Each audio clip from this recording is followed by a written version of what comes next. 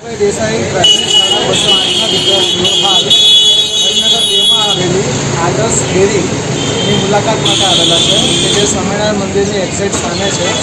અને આ દુકાનમાં આવીને બાળકોને જે અભ્યાસમાં આવતા જે સવાલો છે ડેરી વિશે જાણવાનો એવો પ્રયત્ન કરશે. હવે બાળકો સીધા ડેરીના જે માલિક છે એમને સીધી પ્રશ્નોત્તરી કરશે. અને આ દુકાન કેટલા વર્ષોથી ચાલે છે? આ દુકાનનું નામ આદર્શ ડેરી છે, જે હરિનગર 2માં આવેલ છે, કૃષ્ણ હરિનગર 2 મેઇન રોડ પર. અને છેલ્લા 40 વર્ષ થઈ ગયા દુકાને. 40 વર્ષથી ગ્રાહકોને સેવા આપી રહ્યા છે.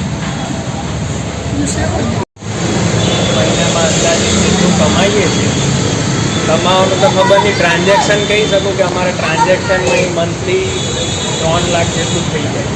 Okay, thank you. આવક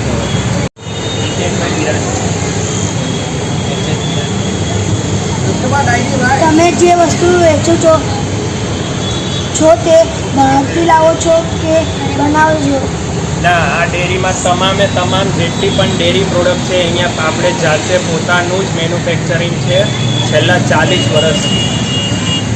તમામ વસ્તુ જેમ કે દહીં છે, પનીર છે, ઘી છે, લસ્સી છે, કોકો છે, પછી અલગ અલગ ફ્લેવરના શ્રીખંડ આવે, માવો છે, એ તમામ વસ્તુ અહીંયા જાતે આપણે પોતે જ બનાવીએ. સર, નરેન્દ્ર મોદીએ જીએસટી કમ કર્યો, તમને ફાયદો થયો? ફાયદો એટલે એ લોકોને છે કે જેના પર જીએસટી જે લોકોએ લગાવ્યું હોય પોતાના બિઝનેસમાં, એના માટે. જે લોકોને જીએસટી આવતું નથી, જે લોકો જીએસટી વગર પોતાનું વેચાણ કરે છે, એ લોકોને જે પહેલાં તો એ રીતનું આજે બને ભાવમાં કોઈ ફરક પડ્યો નથી. તમારી કોઈ ચીઝ કે વસ્તુ ખરાબ થઈ જાય ત્યારે તમે તેનું શું કરો? ચીજ કે વસ્તુ તમારી કોઈ વસ્તુ ખરાબ થઈ ગઈ તો તેનું તમે શું કરો?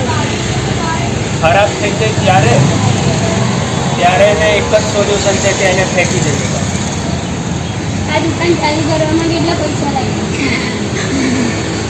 જ્યારે શરૂઆત કરેલી ત્યારે તો ઊંડી નહીં હતો, કારણ કે 40 વર્ષ પહેલાંથી આ દુકાન. અને હાલ જો આ બિઝનેસમાં આવવું હોય હા, તો વ્યક્તિ પાસે કેટલું એમાઉન્ટ હોવું જોઈએ આ ડેરી ઇન્વેસ્ટમેન્ટ તરીકે, રોકાણ તરીકે? તમારી પાસે મિનિમમ 6 થી 8 લાખ હોવા જોઈએ. 6 થી 8 લાખ રૂપિયા હોવા જોઈએ. ઓકે, કારણ કે આ એક એવું છે કે ઘરના બરાબર છે. સાચી વાત. એક ડેરી ખોલો ને એક ઘર લો, ઘરની અંદર જેટલી વસ્તુ સુવિધાઓ આવે જેમ કે પાણીની લાઈન, ગટર લાઈન, મીઠા પાણીની લાઈન, બાથરૂમ, પછી બધી ઇલેક્ટ્રિસિટી સાચવવા માટેની સામગ્રી અને તમામ ડીપ ફ્રીઝર ને બધું એના પર જ. બધું એના એક પર. પણ વસ્તુ વગર ચાલે નહીં. ચાલે નહીં, ચાલે નહીં. ડેરી લાઈનની અંદર. સાચી વાત. તમે દુકાનમાં કઈ ચીજ વસ્તુ વેચો છો? તમામ ડેરી પ્રોડક્ટ જેમ કે દહીં, પનીર, ઘી, લસ્સી, કોકો, અલગ અલગ ફ્લેવરના શ્રીખંડ, મીઠો માવો,